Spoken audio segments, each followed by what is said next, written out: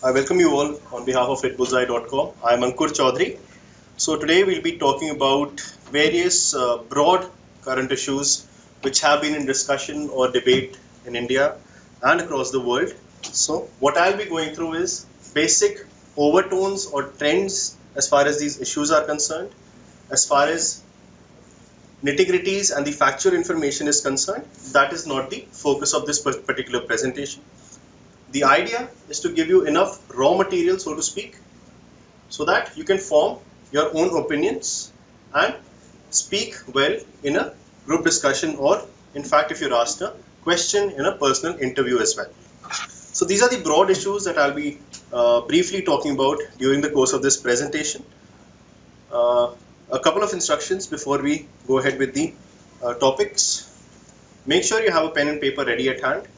So beyond the presentation, which you will be getting in your respective mailboxes after this particular presentation, beyond this, I will be giving out number of information, facts, conceptual knowledge, right? So I expect you to be noting this down as I speak. And secondly, as far as your questions are concerned, this is a 1.5 hour session. So we can have 3 question answer rounds rather. Doubt sessions of 5 minutes each. So we're starting at 4 o'clock. So the first doubt session would be at 4:30, then at 5 o'clock, and then 5:25. So limit your questions, try to limit your questions during these time periods so that the entire flow of the presentation is not disturbed as we are going through it. Right. So let's begin. So WTO, or the World Trade Organization, is an international organization working to ensure free and fair trade across the world. So when you talk about free trade, it of course means least amount of import duties or tariff barriers. And if you talk about fair trade, that implies that the member countries of WTO should not discriminate against each others or have differential or different policies with respect to other different countries. So the latest ministerial meet was the 10th ministerial meet of WTO that happened in December in Nairobi, that is in Kenya. It was significant because it is the 20th anniversary meeting of the World Trade Organization. The WTO was formed out of GATT, GATT, in the Uruguay round of in the year 1995. So this was the 20th anniversary meet of WTO. Again, it was significant because it was the first conference in this sense to take place in the continent of Africa. The major debate as far as WTO Nairobi meet is concerned revolved around these particular issues. So first is TFA, or Trade Facilitation Agreement. This involves standardization of all documents across the world related to trade. So all the documents in various countries would be standardized as far as imports and exports requirements are concerned. This agreement is essential or critical because when this particular agreement comes into force, it is expected that it will give a boost of $1 trillion per year in international world trade. So it is very significant. Another issue was that of new issues. So the WTO, as you must be knowing, is a fighting ground between developed and developing countries. The developed world is of course led by USA, European Union, Japan, South Korea, etc. And when you talk about the developing world, it has countries or a group of countries known as G33, led by countries like China, India, etc. So the developed countries want certain new issues to be put on the table as far as WTO negotiations are concerned. So these issues are labor and environmental standards, global value chains, e-commerce, competition and investment provisions, etc. So they want to have an agreement which standardizes labor and environmental standards across the world. So this is a particular issue which was discussed in the WTO Nairobi meet. The developed countries want to start discussion on this particular on these issues rather. But the developing countries, that is G33, do not want these issues to be brought on the table of WTO as of now. We'll see why in a short while. So when you talk about this particular meet, what was India's stand? Because this is what would be essentially, or what is essential for you to know during your GDs and PIs. India wants a permanent solution to the public stock holding issue for food security purposes. Now, India passed a National Food Security Act in 2013. It entitles 67% of population of the country to receive highly subsidized food grains in the market. Now, because it is such a huge number, India has to keep a lot of buffer stock, a stock that the Food Corporation of India or FCI maintains of rice, wheat and other food grains. Now this particular, when you talk about buffer stock of India, it is very high, approximately 70 million tons of food grains. Now the developed countries are suspicious of India's intentions of having such a huge buffer stock. They worry that India might flood the agricultural market with this huge stock and bring the agricultural prices crashing down. So these are certain issues which India is concerned with. India's argument is that I have implemented the NFSA or the Food Security Act. I have to provide food security for my people, and we will not be selling this particular food stock in the open market. So their fears are unfounded. Again, this was an issue for which we are seeking a permanent solution. Again, there is a groupism as far as WTO is concerned. So again, there is a fight between developed world and the developing world on the other hand. Another issue which came up during this time was special safeguard measures. Under these measures, the developing countries like India want that in case there is a huge surge of imports as far as food grains is concerned, due to any case, they should be able to increase the duties on these food grains so as to protect their farmers in the country. And this is something which is also again a question mark or an issue of contention between the developing and the developed world. The developing world wants SSM and the developed countries are protesting against this particular issue. Next issue is that India says that new issues should be taken up at other concerned international bodies. So for example, the standardization of labor clause that we discussed in the previous slide, that should be taken up at the appropriate organization, that is International Labour Organization. And when you talk about environmental standards, those should be finalized at UNFCCC, United Nations Framework Convention on Climate Change, and not at the WTO. So we are arguing the fact that WTO is not the right platform or the organization to be talking about these critical issues. However, India is open now to non-binding discussions on the new issues that the developed countries want to include in WTO. Furthermore, another issue is that of low income developing countries. Now the developed world want to introduce a new category, that is LIDC, in the framework of WTO. Under this, India and China will not be included, right? So India and China are protesting, India specifically is protesting against this, as the benefits which accrue to India as a developing nation will stop coming if this particular category of countries are allowed in WTO. Furthermore, so 2001, WTO had a Doha round that they met in the country of Qatar, the capital, that is Doha. Over there are 3 or 4 major issues which were discussed and which have not been resolved even till today.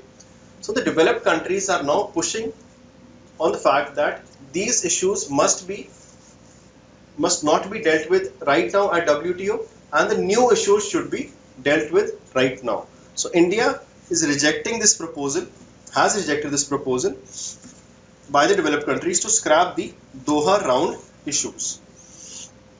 And another major point of contention is market access for agricultural products. The developed countries want the developing countries to open their markets for imports of food grains and agricultural products.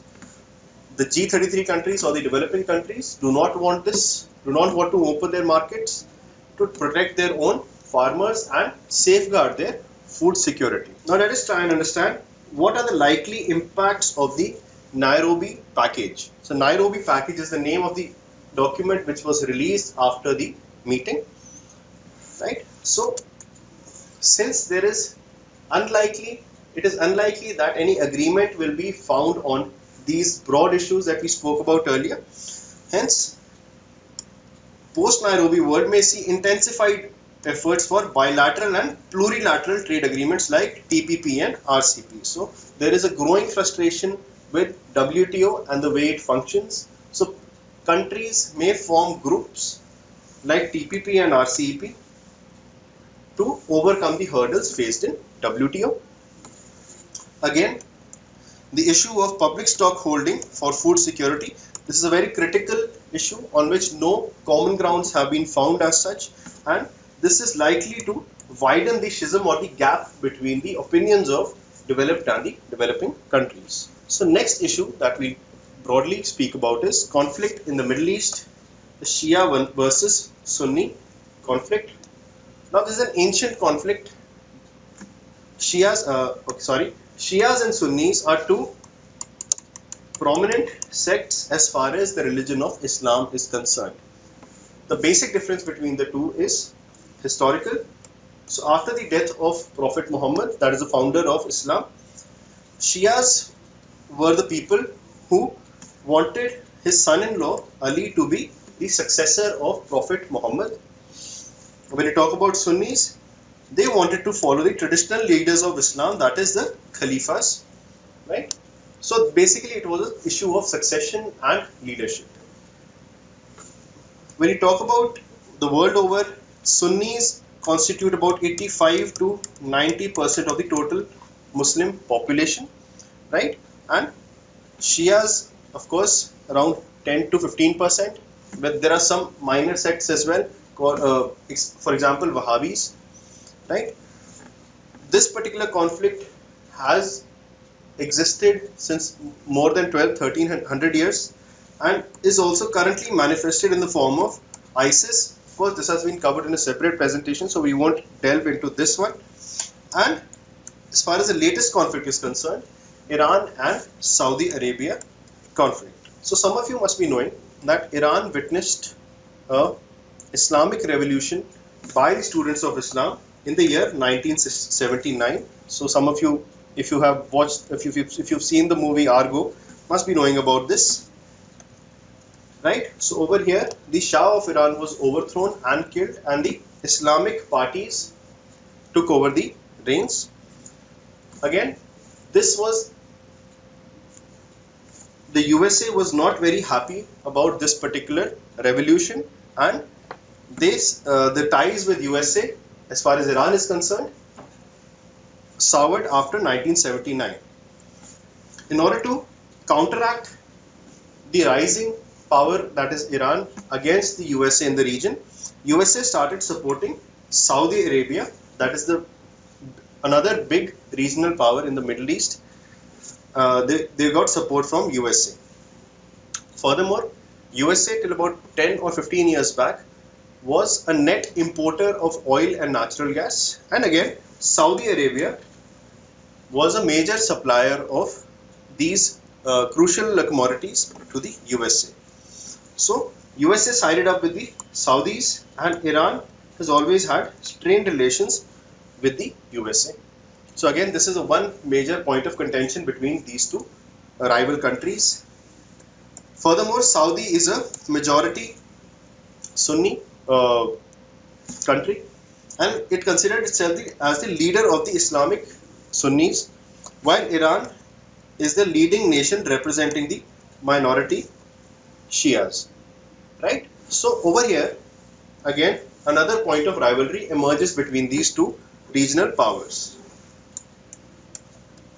Furthermore, these two powers, that is Saudi Arabia and Iran, these are huge countries with considerable population and good amount of economic resources. So there is a Cold War which is for establishing regional supremacy in the crucial Middle East region of the world.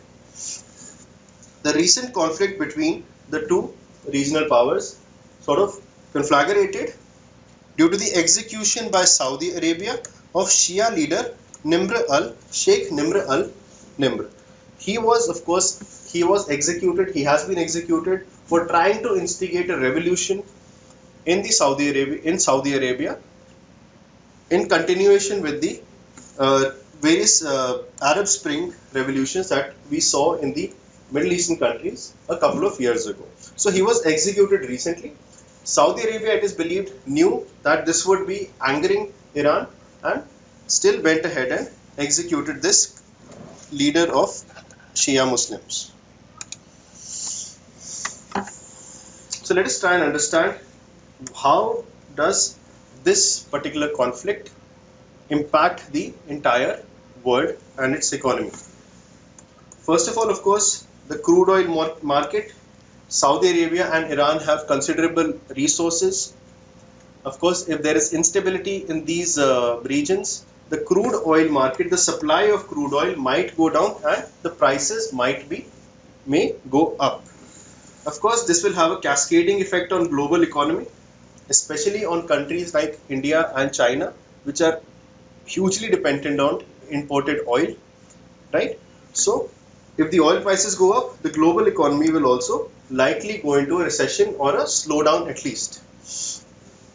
Furthermore, there is the terrorist outfit that is Islamic State, which is proving to be a huge challenge for these Middle East countries. If these two regional powers are not able to mend their differences, then of course it will have an impact on the multinational alliance or fight against the Islamic State.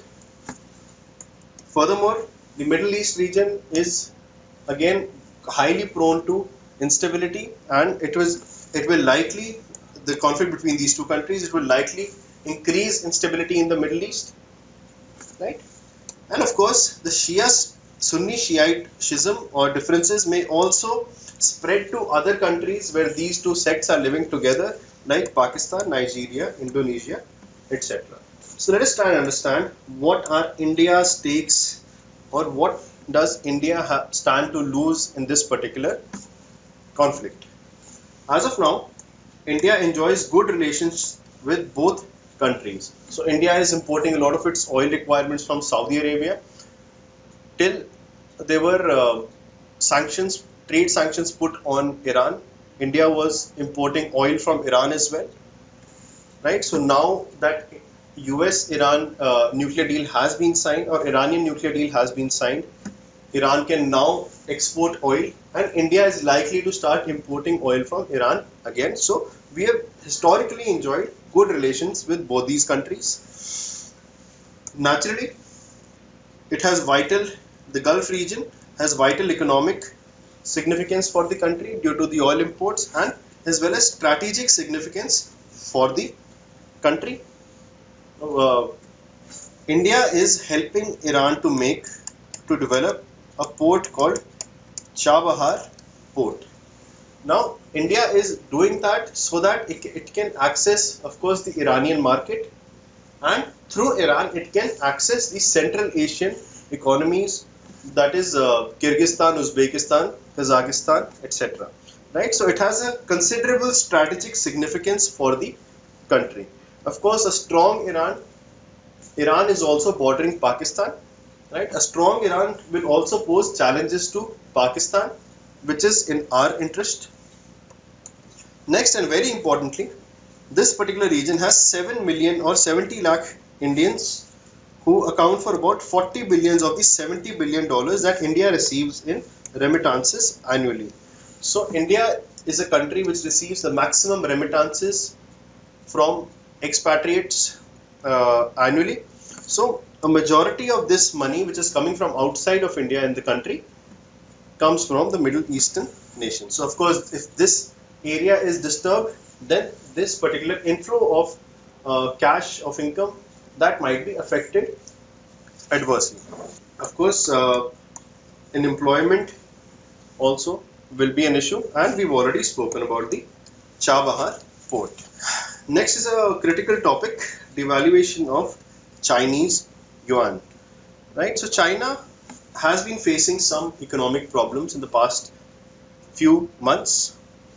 Recently released figures suggest that China grew at 6.9% in the last year. This is the slowest growth witnessed by China in the past 25 years, right?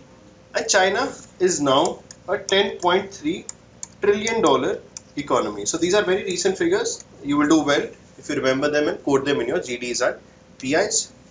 Now, although 6.9% sounds quite good, however, China in its heydays has seen growth rates exceeding 12 or 13 or even 14%, right? So in order to sort of give a fillip or increase its growth rate, China devalued its currency twice in the past 6 months. So what this particular devaluation is done to increase, to make its exports cheaper so that its economy grows at a faster rate. However, the world economists or people, especially stock markets, they have become suspicious of China's data, and they think that China might be in more trouble as is depicted by 6.9% growth, right? So stock markets fell, especially first in China, right? And then other emerging nations like India, USA also saw a fall in the stock market, etc. Right? So the basic idea of China is to make its exports cheaper. Also, beyond this, there are now rising fears of competitive devaluation. So a neighboring country like India might also be tempted to devalue its currency so that to make its exports more competitive with respect to China, and the same strategy might be adopted by a number of other nations. So you will see that this comparative devaluation will have a very negative cascading effect on the global economy. Another issue with China is that it has traditionally been dependent on exports. Right now, what the Chinese leaders are trying to do is reduce its dependency on exports and transition it to one driven by consumption, that is domestic, right? So this is also the economy is in a transitioning phase, so that is why considerable number of risks are increased. So impact of Chinese devaluation on the world, right? So the Gulf economies might again revalue their currencies in the backdrop of falling oil prices. Again, this is related to comparative devaluation, right? Again, the world economy may look at a recession, right? As the purchasing power of world's second largest economy, that is China, deteriorates. Of course, if they are witnessing a slowdown, there is likely to be reduced demand for commodities, imported goods, undercutting oil and industrial commodities. So when the demand from China, from a huge economy like China, goes down, it has cascading effects all across the world. Another critical point is yuan, that is China's currency, has been recently placed into the IMF's group of elite global currencies. So currently, a large number of countries in the world who would traditionally hold dollars, euros, pounds, etc., they have started accumulating yuans as well. So if it is devalued, then of course the yuans with these other countries, that its value also devalues. Again, there are markets like Chile and Brazil who are exporting to China and importing a lot of material from them. Again, it would hurt these emerging markets, and developed nations like Germany, which is also a huge exporter to China. So you see that when Chinese economy, when such a huge economy has a problem, then it spreads out and troubles other economies as well. So let's see how this will affect India. Of course, when Chinese exports are becoming cheaper, they are becoming more attractive and competitive. India's export sector could suffer, for example, textile and garments. So this is a sector which is very important for Indian exports. Viresh, we'll just start with the question and answer session. Just a minute. Impact on Indian firms with Chinese exposure. So a large number of metal companies in the country are importing metals from China. So again, when China experiences a slowdown, then these companies are also likely to be affected. The devaluation expected to make Indian exports expensive. Of course, this is relatively when you speak about when you compare it with China. Widening trade deficit with the neighboring countries. Now, as far as India and China are concerned, they have a trade of approximately $72 billion per year. Out of this, $60 billion is India's imports, and only exports amount to only $12 billion. So this particular figure with respect to China is likely to go up due to the devaluation of the yuan. Again, the concerns for India's already battered banking sector are rising because the people that they have given out loans to, they are experiencing slowdowns, especially the metal companies and textile companies, right? And they're not able to pay back their loans. So again, the banking sector is also suffering is likely to suffer certain consequences of this. Furthermore, there are a number of firms that have seen funding from Chinese entities, especially in core sectors like power. They could experience some volatility from a stock perspective. So when a Prime Minister went to China recently, he signed a number of agreements in which around 26 B2B business to business agreements were signed, and Chinese businessmen committed to invest around $22 billion in our country. So of course, if the Chinese economy goes down, this figure also becomes questionable, and it would have a negative impact on our stock markets as well. However, there are some positive signs as well, because we are net importers as far as China are concerned. So certain infrastructure development would get a boost from cheaper imports. However, we have to be careful that we must cushion our economy to help to reduce the negative impact of the Chinese slowdown. So what India can do in this case is reduce dependencies on Chinese imports, probably diversify our suppliers, not just be dependent on China, start getting our supplies or replacing or substituting our commodities that we get from China from other countries. Yes, so we'll have the question answer 5-minute session right now. So Viresh's question was, how does yuan getting into the list of elite currencies affect other economies? So elite currencies are, traditionally speaking, US dollar, euro, pound sterling, etc. Right? So these are the currencies which various countries across the world, including India, try to keep stocking in terms of the foreign exchange reserves. Right? So yuan has been recently added into this particular group. So a lot of countries have stocks of yuans within their forex reserves as well. So of course, when China itself devalues its own currency, the value of yuans held by, let us say, India, that also goes down. So that is the effect. Yes, Adish, WTO meets at multiple levels. So it's not just the ministerial meeting which happened in Nairobi. That is the only time that WTO leaders meet. So a number of levels the meetings are done. It does not have a very specified periodic interval between them. Sumit, IMF SDR special depository rights. SDR is special depository rights. This is an accounting term used by IMF, right? And this is also known as a currency of IMF. Rutu, China continues to have a very closed or secret economy.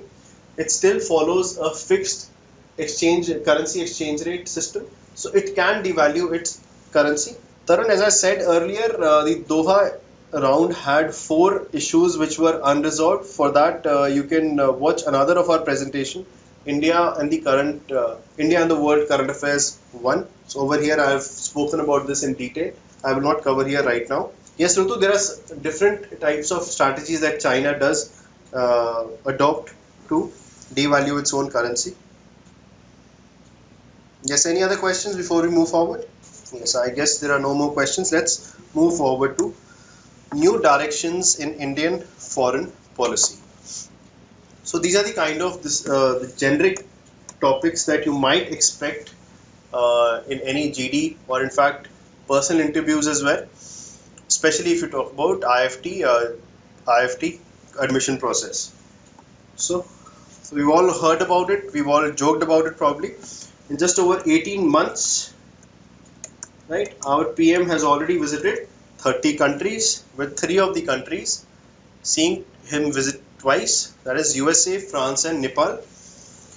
So Africa was a continent which he missed out somehow.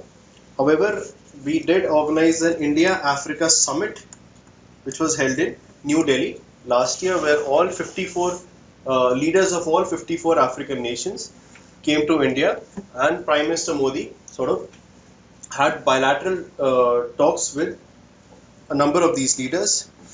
As far as international platforms are concerned, he has addressed the UN General Assembly and other multilateral meetings such as BRICS. Of course, we saw the formation of New Development Bank recently, in which India is an equal partner, right? East Asia Summit, Shanghai Cooperation Organization, of which India became a member very recently along with Pakistan, as well as the group of 20 nations, that is G20, right? So as far as the Indian foreign policy is concerned, what are the broad trends that we are witnessing after the new government?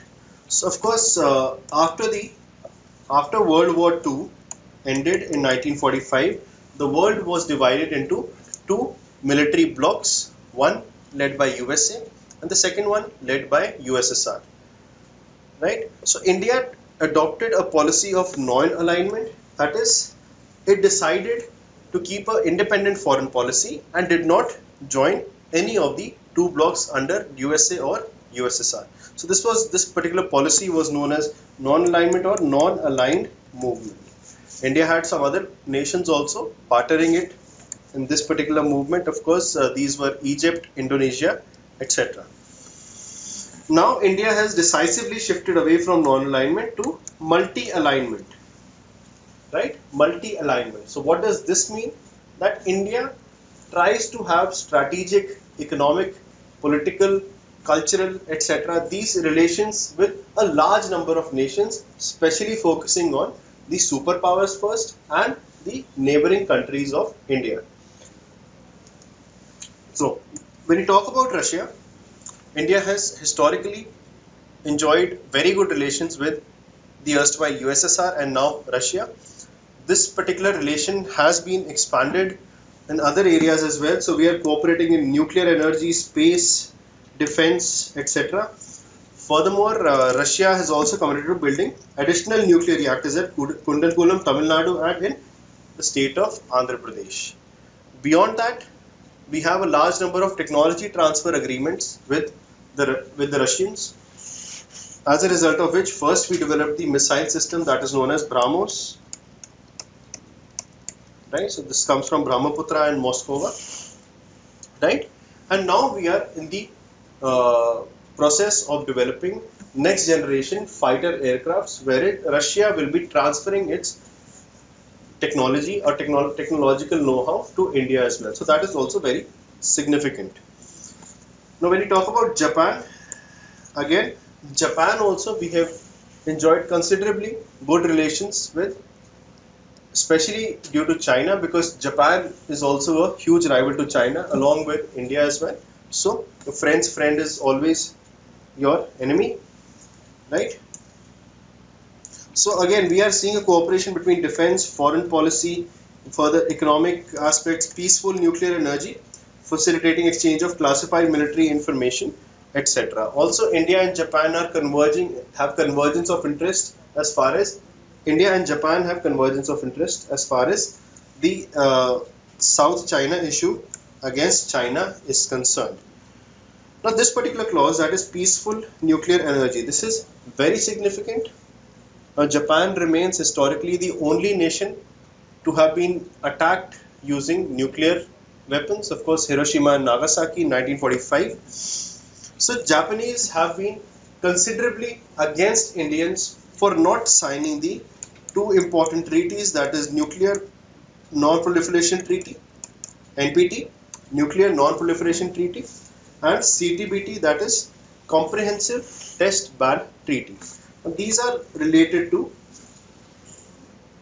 nuclear energy and the use of nuclear energy and banning of testing of nuclear weapons. Now, since India has not signed these two agreements, so Japan always was against transferring the technology for power plants, nuclear power plants to India. However, Japan in the recent 5 to 6 years, it has reversed its stand. It now considers India to be a responsible nuclear power, despite the fact they have still not signed NPT and CTBT, and has agreed to provide us with technologies for nuclear power plants. Again, when you talk about USA, we already enjoy a very deep strategic partnership with the country, of course, across large number of fields, including education, health, space exploration, technology, etc. Again, this particular relationship has also been deepened in the recent few years. Another dynamic as far as Indo-US relationship is concerned is the outreach of the Modi government to the Indian diaspora. So that is a new dynamic which has been added recently. Furthermore, when you talk about ASEAN and East Asia, this region is very significant for India, of course, in terms of strategy and economic importance as well. This has been highlighted by shifting our earlier policy. Earlier policy what we had was look east, right? So this has been transferred into Act East policy. So there is a proactive strategy of the current government to have deeper ties with ASEAN and other East Asian nations. As far as China is concerned, of course, it is a mixed bag that the kind of relationship that we have with China. There are huge areas of conflict. For example, the border conflicts in Aksai Chin and Arunachal Pradesh. But there are huge convergences also, because we are having a trade of $72 billion per year. In recent Prime Minister Modi's visit to China, the target was revised upwards to $100 billion for the year 2019. So it is a mixed bag of relationship that is between India and China. Right. So again, certain concerns are China is becoming more assertive as far as India's interests are involved. Again, major issue is that of China's unconditional support to Pakistan. The biggest one, of course, the most recent one is China-Pakistan economic corridor. Right. So the plan right now. So let's assume this is the state of Jammu and Kashmir. This particular area is, of course, POK, which is with Pakistan since the year 1948. This particular area is Aksai Chin. This is with China since the 1962 war. So the idea, or the CP, the China-Pakistan economic corridor envisages a highway which goes right through this particular area, which is already disputed. So this is a huge issue of concern as far as Indian security is concerned. So the new government launched a mission or a campaign, that is Make in India. The objective of Make in India is to, currently we are ranked 130 out of 189 nations as far as ease of doing business is concerned.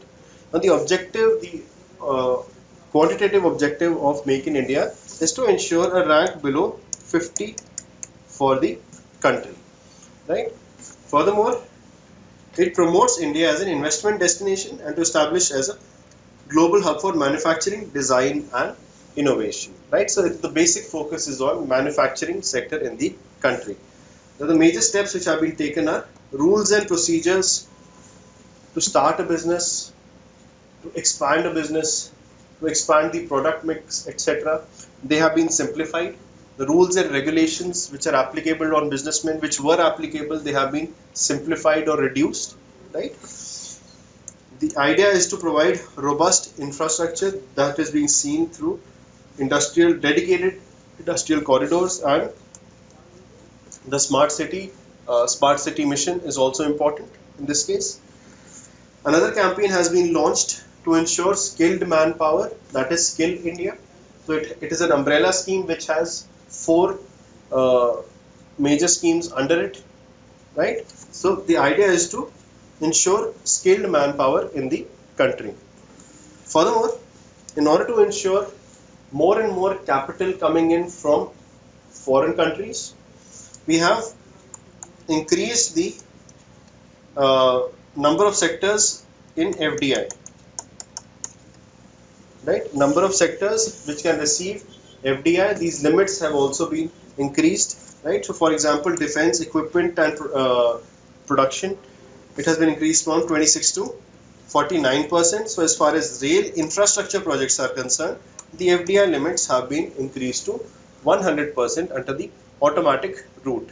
So this we have done to attract foreign capital in our nation. Furthermore, various investor facilitation centers have been created. These of course are information centers. So anyone who wants to come to India and invest, everything will be found in one particular place. All the documentation and the formalities, etc., can be completed in an IFC or investor facilitation center, as it provides a single window service, right? So what are the various challenges that Make in India is currently facing? So there is a lack of a clear strategy and favorable policy environment for manufacturing to take off, right? We'll see what these are all about. What the government is now lacking in is a close dialogue and partnership between the government and the private sector, both domestic and foreign. So the policy making in India is necessarily from top to bottom. However, for any policy to be successful, a close dialogue or a participation of all the stakeholders is essential. This is something that India is lacking as of now. Furthermore, there are a lot of resistance to adopt new advanced technologies due to abundant human resources. So of course, we are the second most populated country in the world. So people over here are suspicious or reluctant to adopt new technologies, as this will result in unemployment firstly, and secondly, since there is labor in India is very cheaply available, so there is hardly any incentive for producers to be shifting to very capital intensive sort of high technology production processes. India has a major problem, that is it has number of archaic or draconian labor laws. So for example, if you are a businessman, if you have a factory, if you want to close it down, it is not very easy for you to do so, right? Especially if you have more than 100 employees in your factories, right? So there are certain restrictions if you have to close your business down in the country. Again, there are a large number of procedural and regulatory hassles. As far as procedures are concerned, an Indian businessman, an Indian entrepreneur would have to visit a number of departments, get permissions from electricity, water supply, environment, town and country planning, and number of other departments to establish his or her business, right? So when you talk about India, approximately 29 days it takes for a business to be established in the country. So when you talk about a country like Singapore, the time duration is only 1 to 2 days. So today, if you have a business idea in Singapore, you can start working on it the very next day. But India, this time period is considerably high. Another issue is that of small and medium enterprises.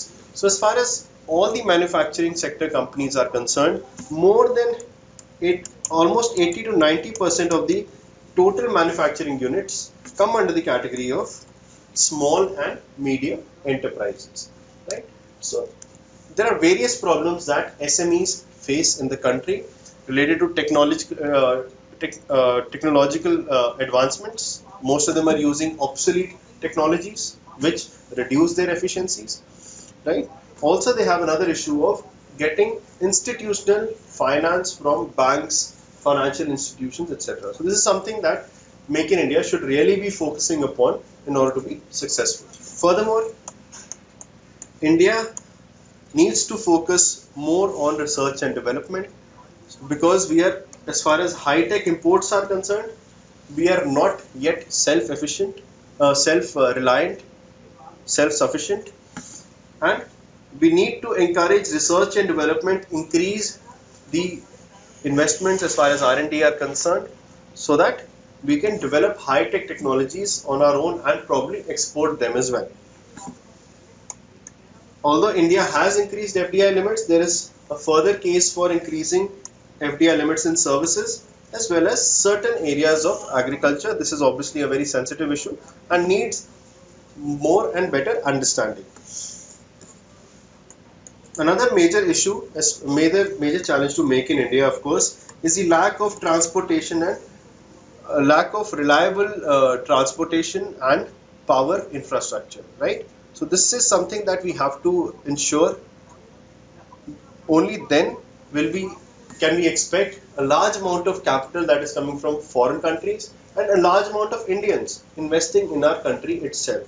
Right? So this is something that a huge challenge, because it imposes prohibitive costs and lower business competitiveness by reducing business profitabilities. Right? Another strategy that is suggested is, instead of big bang reforms, right? Like big bang reform is, if you talk about an example, is the 1991 LPG reforms.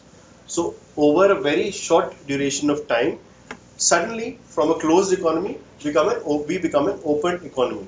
So there is no need for such big bang reforms. However, sustained efforts are required in multiple directions, something that we discussed earlier, right? So some efforts on infrastructure development, some efforts on SMEs and ensuring finances for them, some efforts on ensuring faster closing down of businesses.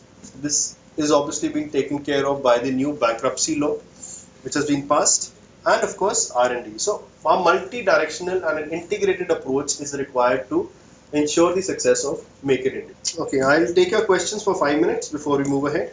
Yes, any questions? Sumit, Digital India has been covered in another presentation, one of these GDPI content lectures. I hope you please ensure that you're attending all of such lectures, right? So we won't waste our time repeating the same thing right now. Achal Gupta, why is Raghuram Rajan skeptical about Make in India? Well, his main argument in his article or an interview recently was that India should be focusing on making for India rather than just making in India. So what he implied by this is, India should produce, or Indian manufacturers should be making or manufacturing the goods which are needed by Indians, right? So we should not focus on goods which are needed by USA. So we should not be really focusing our energy and money into producing commodities which are required by developed countries, but make for India, as in the things that we need in our country. Okay, Tarun's question is, the time for setting up business and the ease is likely to increase with the Startup India initiative. Well, the time for setting up the business will go down and the ease will increase, yes, definitely. So the Startup India initiative is also very important, right? So various features is something that you should be knowing, and it will be covered, I think, by another faculty member during these series of lectures. Okay, Sandeep's question is, what issues are keeping our government from making the policies and regulatory laws favorable and hassle free? Right. Okay, Sandeep, this is a very broad level question. So if you let me just talk about labor laws in the country. So so the answer is more of political in nature rather than any other hassles that we hurdles that we face. So for example, if India wants to have a very liberal hiring and firing policy, for example, which exists in the USA, it has to overcome the very strong trade unions which exist.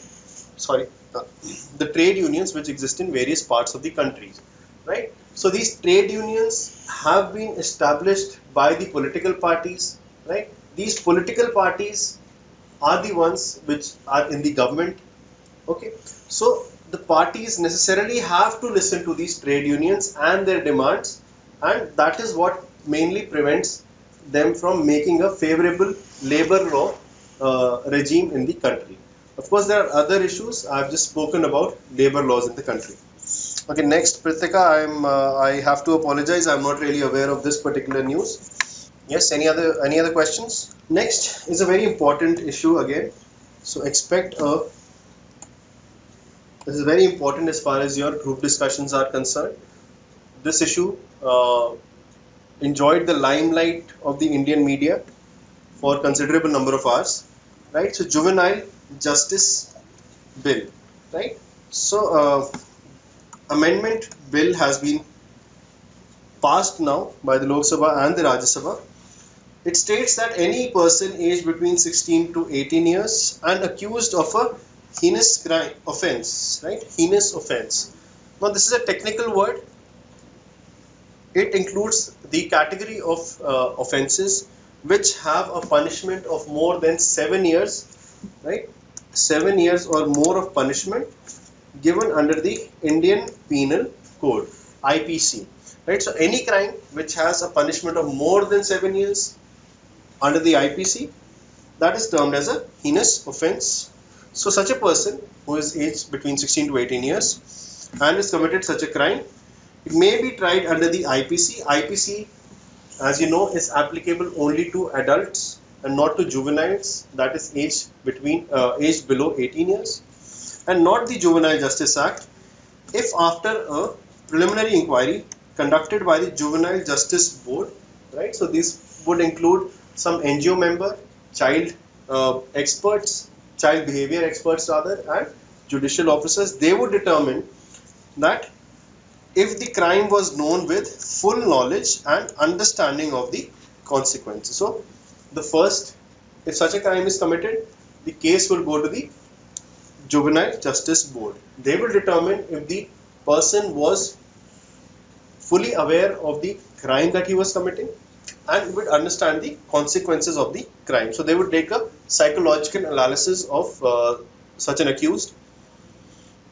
Now, as far as later on, if they determine that he was fully aware of the crime and the consequences, then this case will be shifted to an adult court and the punishment will be meted out as per the IPC. If not, then the person will be prosecuted under the Juvenile Justice Act, which has very or relatively less harsh punishments in the for the juveniles. So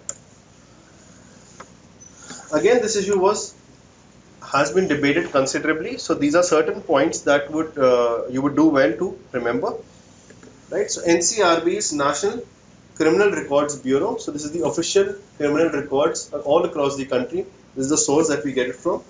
And the percentage of juvenile crimes when seen in proportion to total crimes has increased from 1% to 1.2%. So the argument is that the number of juvenile delinquents or juvenile criminals, that is increasing, even though marginally. So that is why we do need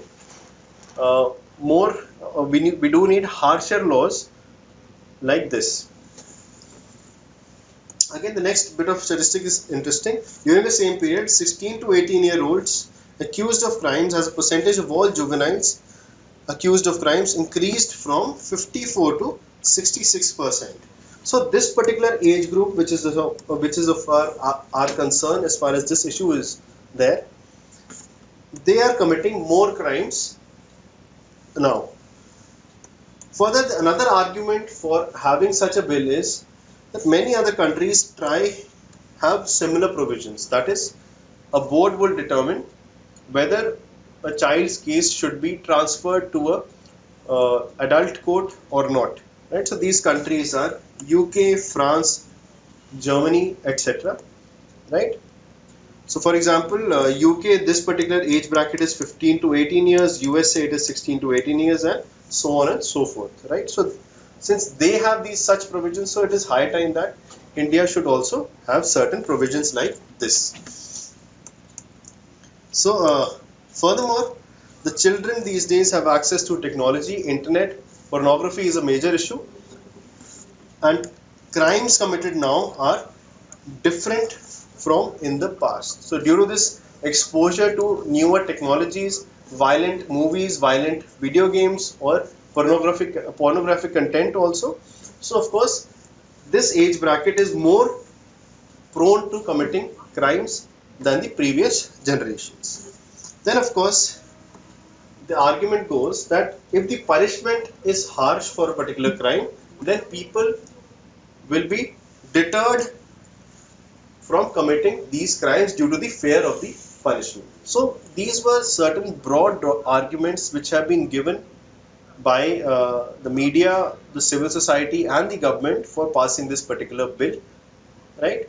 Let us see why there were some people opposing this amendment in the bill. Arguments against the lowering of age as far as 16 to 18 years is concerned. So a rise in crime rate is not substantial, right? We saw that it increased from 1 to 1.2%. That is the crimes committed by juveniles in the country in relation to the total crimes in the country, right? So this is not so much that you pass a different law because of this. Furthermore, the scientific community has also come forward and said these age limits are not based on any hard science or research, right? So they have said that even 18 years is an arbitrary number. No amount of research, no research sort of points out that 18 years is the age where a person is mentally mature or emotionally mature enough to understand what he or she is doing, right? So emotional and intelligent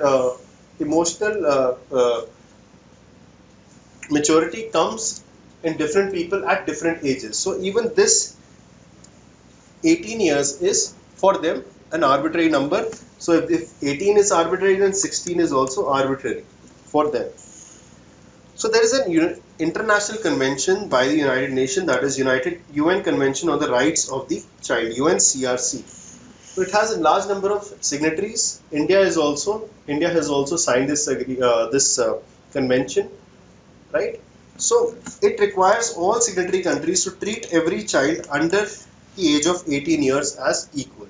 So there should not be any discrimination for, let us say, 0 to 16 and then 16 to 18. So this is against the principles of the Convention on Rights of the Child.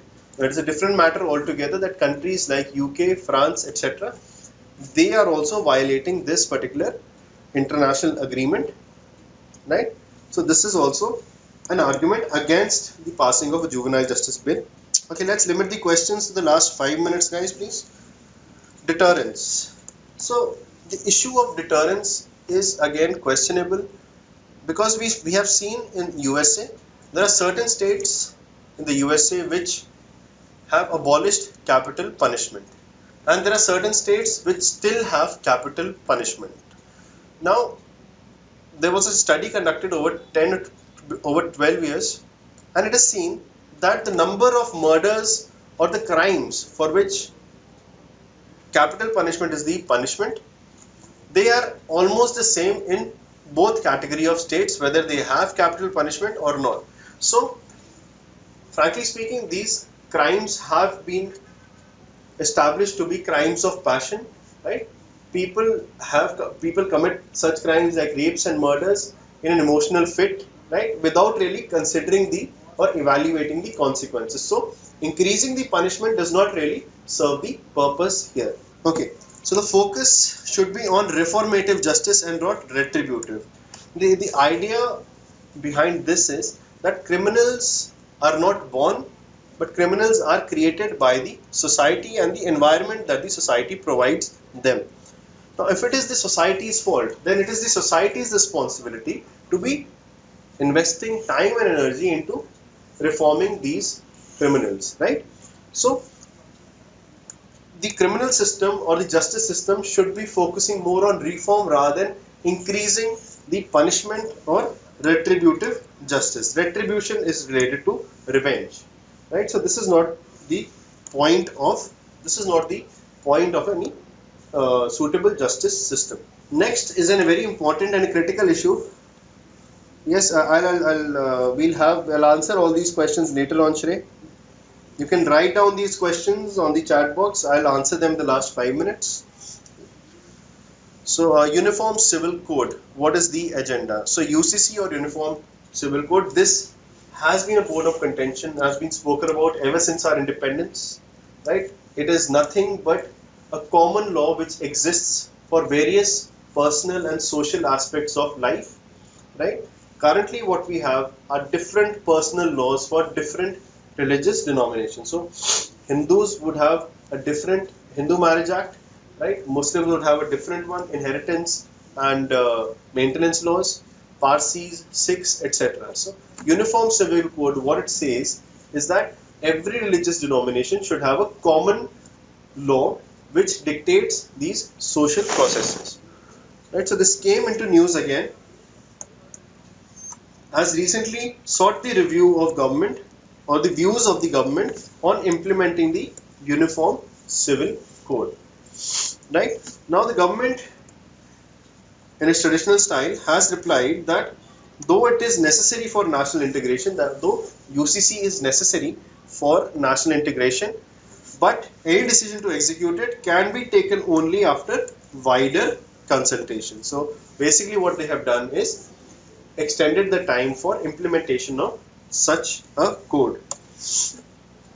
Okay, so this is what basically the UCC stands for. It is that all citizens of India have to follow the same laws, whether they are Hindus, Muslims, Christians or Sikhs. So as far as the Indian Constitution is concerned, under the chapter of DPSP, part 4 of the Constitution, Article 44 is critical. It says that the state shall endeavour to secure the citizen a uniform civil code throughout the territory of India. So even the Constitution directs the politicians to have a uniform civil code as far as all Indian citizens are concerned. Right? However, this is under the chapter of DPSP, hence it is not justiciable in nature. Again, these are the broad categories of people which have their respective personal laws. Again, this is a uniform law is needed in dealing with marriage, divorce, succession, inheritance and maintenance. Because there is a lack of a uniform law, it is felt that women folk, especially in the Muslim community, are highly discriminated against, especially related to laws related to divorce and inheritance. Right? So they stand at a disadvantage as far as these laws are concerned. So when we have a uniform law within the country, right, so these issues can be addressed appropriately. This brings us to the last topic of this particular presentation, the review of Swachh Bharat Abhiyan after 1 year of its implementation. So as far as census 2011 figures are concerned, only 32.7% of rural households have had access to toilets in the rural areas. This figure is slightly or much better in the urban areas, and it is approximately 78%. So 78% urban households have had access to toilets in the areas. So why was this particular need? Why was Swachh Bharat Abhiyan needed in the country? Again, a dedicated campaign was required because toilets were, it's not that we did not have any schemes earlier on building toilets in the country. we had a total sanitation program, Nirmal Bharat program, etc. Right? However, there was no feedback mechanism as such, and the financing was also questionable. So they were also built on paper, large amount of corruption which was existing. The designs of toilets were not scientific. That is, toilets, the way they were being designed were highly water intensive, difficult to clean, difficult to install, etc. Right? So that is why a concerted effort is needed as far as sanitation industry is concerned uh, is concerned. Then again, the practice of open defecation, of course, it causes diseases, spreads diseases, causes stunting in children, because digestive system of children is immature. If they are affected by open defecation, they get a virus that is very common in India, that is called rotavirus. It causes diarrhea. If the children catch this particular virus and are not cured, their intestines fail to absorb the nutritions from the food. So even if they are getting food, then the malnutrition will exist, and the children will end up being stunted, wasted, or underweight as well. Right? So huge problems over here. Again, regular cleaning was also an issue, because there were schemes of building toilets. However, ensuring their maintenance and cleaning, that is not something that were covered in the earlier schemes. Furthermore, now since of course, as you can understand, it is a very sensitive issue, it requires some bit of sensitivity training for our administrators. This is something that we were lacking in, so we needed a concerted effort through Swachh Bharat Abhiyan. Again, the problems in cities also was stormwater drainage and sewage were generally intermixing, and this is very dangerous, and it has very dangerous health complications as far as urban areas are concerned. Okay, so these were the basic stated objectives of the Swachh Bharat Abhiyan, to change people's attitude. There are certain traditional accepted principles, right? So going out in the open is healthier. I don't know where this comes from, but if 1.2 billion people go outside somewhere, then it's an issue.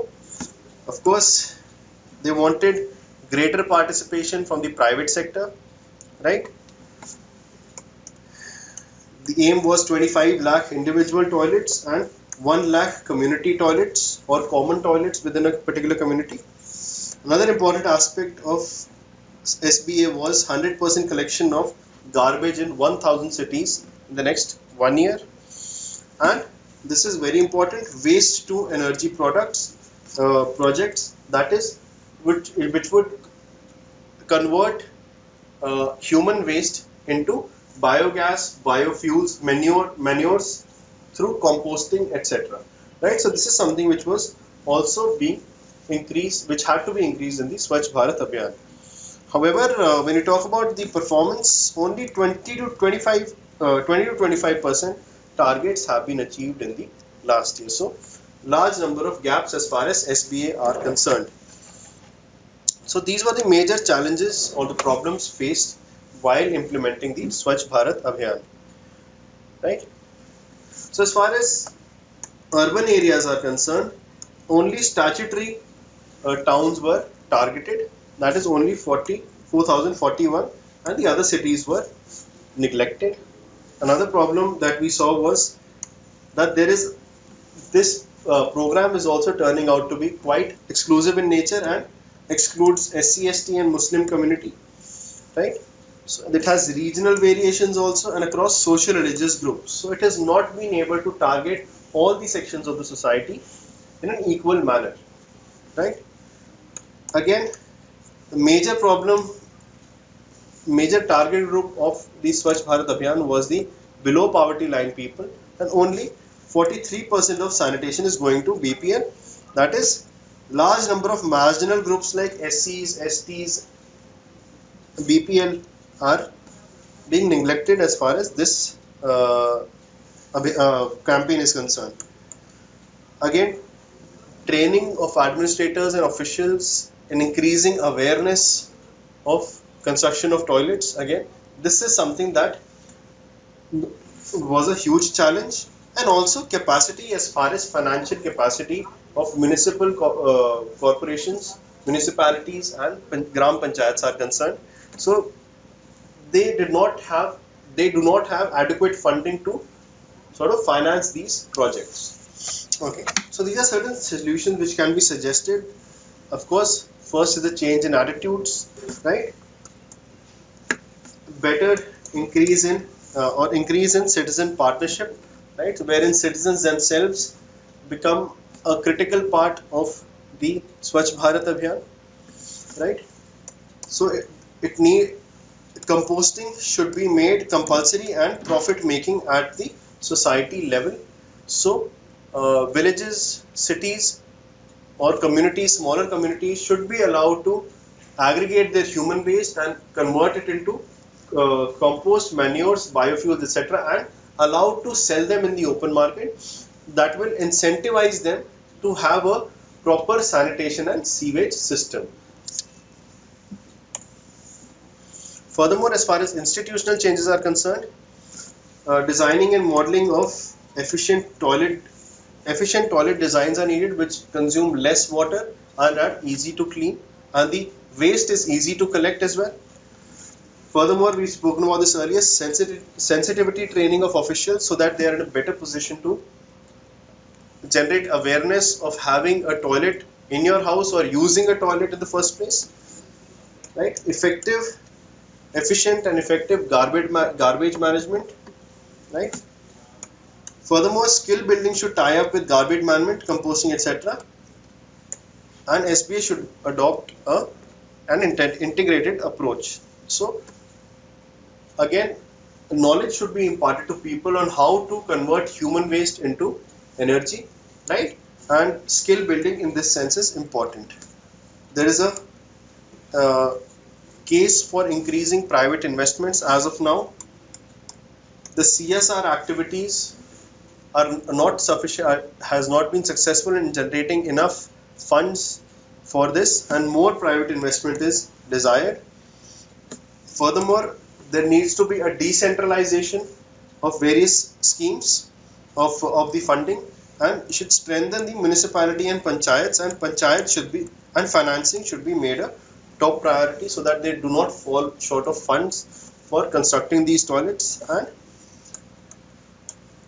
in order to overcome the issue of corruption, there is a high need of social audit conducted by civil society like NGOs, etc. So these NGOs should monitor the government agencies whether these toilets have been built.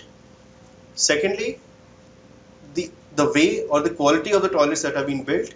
And finally, are these toilets being cleaned on a regular basis? Because if they are not cleaned, then people will not get used to using these toilets.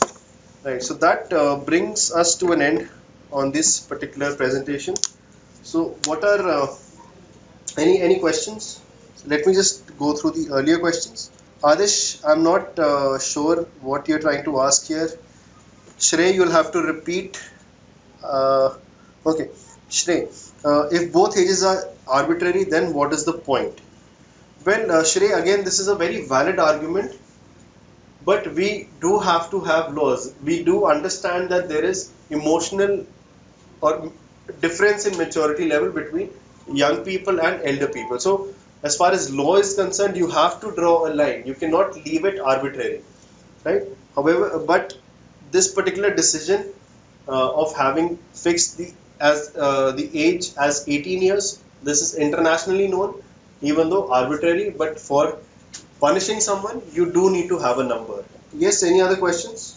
Yes, Achal, we'll just be sending this presentation in your mails as well. Yes, guys, any other question before we wrap up the session? Shrey, the international practice is that of considering 18 years as the age limit for juveniles. So, in that sense, 18 is a number which is acceptable because it is internationally popular, first thing. However, it does not have any scientific backing that the day you have your 18th birthday, you suddenly become emotionally mature, because that doesn't make sense. But we do have to have a line, we have to draw a line when you're talking about laws and punishments. Achal, as we saw that there are various dimensions to the Swachh Bharat Abhiyan. The basic objective, of course, is to make India open defecation free by 2019. That is the stated objective. How that can be done is first giving access to toilets, right? That is the first and foremost step to ensure elimination of open defecation. And there are other things, that funding of these toilet constructions, generating awareness, changing attitudes, training of officials, composting, etc. So there's a multi-dimensional campaign. Yes, anyone else? We still have 5 minutes. So you can note down my email ID. This is ANKURCHOUDHARY01@gmail.com. Yes, Shrey, you will be getting the PPTs in your Gmail inbox, right, or whatever email IDs that you've given to us. Right? AnkurChaudhary01@gmail.com. Right? So, guys, please limit your queries that you fire to me in terms of only academic content. Right? Do not ask me what college you should apply. I have no idea, absolutely. Okay, so only related to general knowledge, static or current GK. These queries I'll be happy to answer. Shrey and Achal, I suggest you put in a mail to us, whatever email ID that you have, and specifying the presentation that you want. Right, guys, so we'll wrap up this session. Thank you so much. Hope you learned something. Hope you enjoyed this particular session. Make sure that you go through the presentation that we'll be mailing you, or you'll forget most of the points that I've spoken about. Right? So thank you very much.